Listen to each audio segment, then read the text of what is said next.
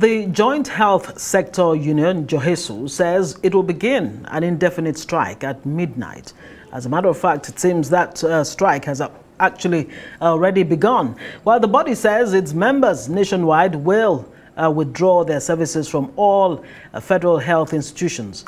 Well, the union says the government has been lackadaisical over the non-approval of the adjustment of the consolidated health salary structure to cater to its members since 2014, in accordance with the conditions of the settlement of September 2017.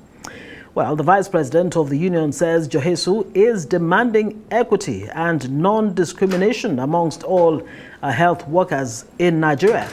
Adjustment of the retirement age from 60 to 65, amongst other demands. Well, the union had earlier given the federal government a 2-week ultimatum which elapsed on May 8. This same Federal Ministry of Health entered agreement with the NAD, that is the National Association of Resident Doctors, to again adjust COMES for a third time since January 2nd, 2014, and has proceeded to transmit the financial implications to the appropriate arms of the federal government for payment.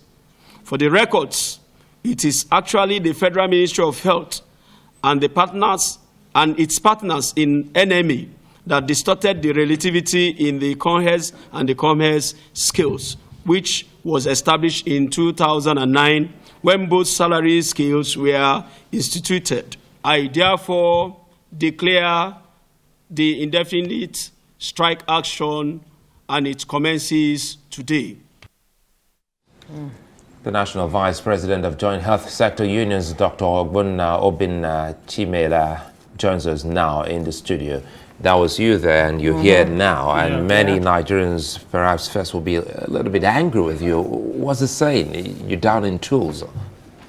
Yeah, well, it shouldn't be news again to an average Nigerian that knows how this government runs its work. Until you show your grievances to the level of down-tooling, you may not be taken seriously. We have been on this issue for a very long time now. Like chronologically, we presented that since 2014, we have been on this flagship demand, which is the adjustment of salary structure as done for the physicians that same 2nd January 2014. All efforts to get this sorted out by various technical group and agencies had shown, it wasn't pulling through. The last one that would have helped the matter to be resolved was on November 21, 2021, the technical committee was set up, and it was the Minister of Labor and Employment that was the conciliator. And after the whole log of the processes of getting the report ready, the report was submitted to the Federal Ministry of Health, our parent ministry, for onward transmission to Mr. President during the FEC meeting for endorsement. But we felt strongly that this discriminatory attitude between physicians and non-physician health workers played out. In what way exactly? Because I'm curious about this, allegations of discrimination that you talk about. In what way, really? Well, it's very vivid and copiously written in the attitude of the health minister, in the sense that I told you earlier on that we have been on this same issue since 2014. And within that period or space of time, the COMES salary for physicians had been adjusted twice. And to now add salt into the injury, 2 weeks ago, we also learned that this same physician group, the NMA and NAD, went to the Federal Ministry of Health and negotiated for another upward review of COMES salary, while ours was still pending up to this moment. That's the area of discrimination. I'm looking at the timing. Looking at perhaps, you're a unionist. You must have followed the campaigns, and you must have seen some of the blueprints of politicians, in this case, the president-elect, and see the plans he has for health. So what's the rush about when you have just less than 5 days for him to come in and represent? On the eve of, a new administration strategically, we mapped out the process of all of this. Because once bitten, twice shy. During the era of Dr. Goodluck Ebele Jonathan, in 2015, we had this type of scenario played out. We were pleaded to by the president himself that we should allow this process to go after the inauguration. He will now own up and get all of this sorted out. Unfortunately, he could not get into the system. That was what brought in our President Muhammad Buhari. And when when the Minister of Health, Professor Isaac Adewale, at the time, got into power, we brought this. He denied that all of this were not before him. It was the last regime that had to do it. So we had to start all afresh.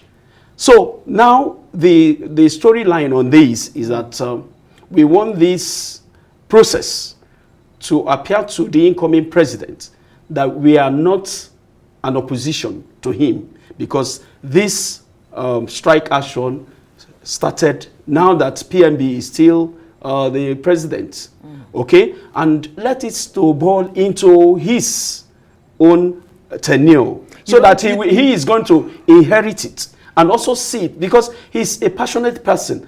We believe that when he comes in, a new broom may sweep better, usually sweep better than the old one. So when he comes with his broom, APC shows broom, so he will sweep well and make us comfortable. Yeah, but don't you think it will be, counterproductive, still on the issue of, timing?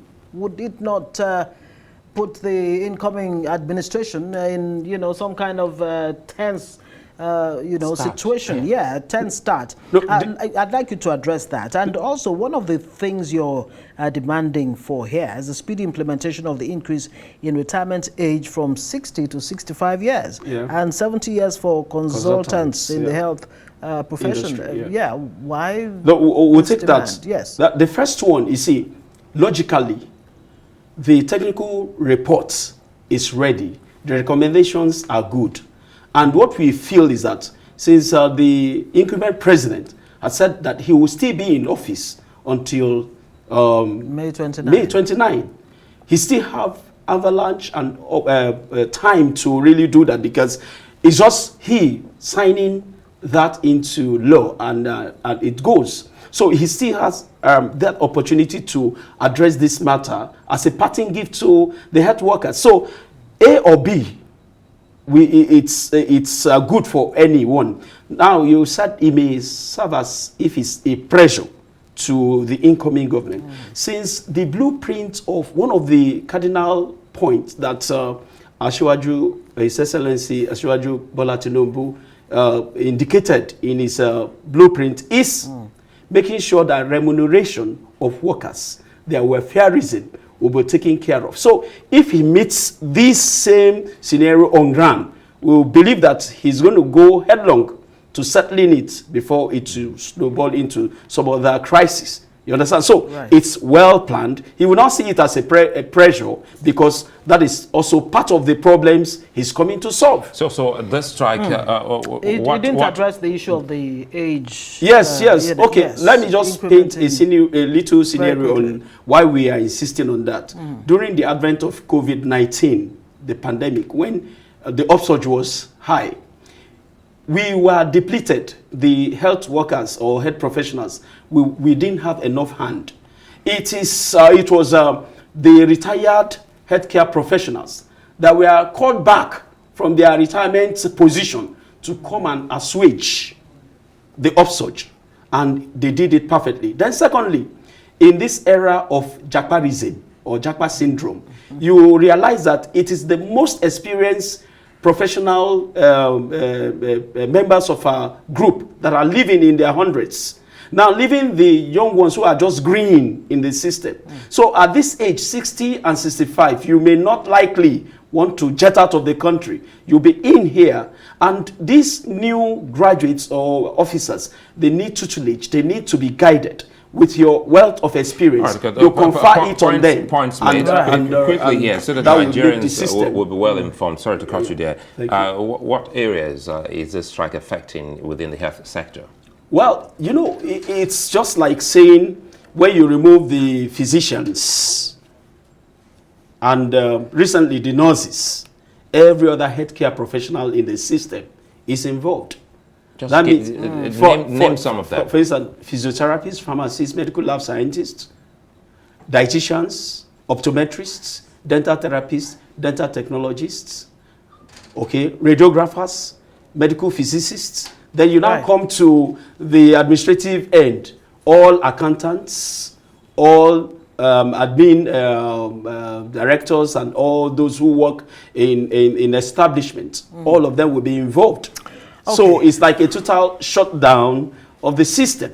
Rather unfortunately, and I'm wondering very quickly in 30 seconds if you can, Johesu, did you come up with any kind of input in helping the next administration in its health policy? Yeah. Was there any input at all from Johesu? Sure. The Health Reform Committee, some of our members participated in that committee. So some of the area of interest that will help the system to run better was also mentioned there. Like we said it copiously, that even the administration of the health sector should not be saddled upon those of us who are healthcare professionals. It should be released to seasoned administrators. Right.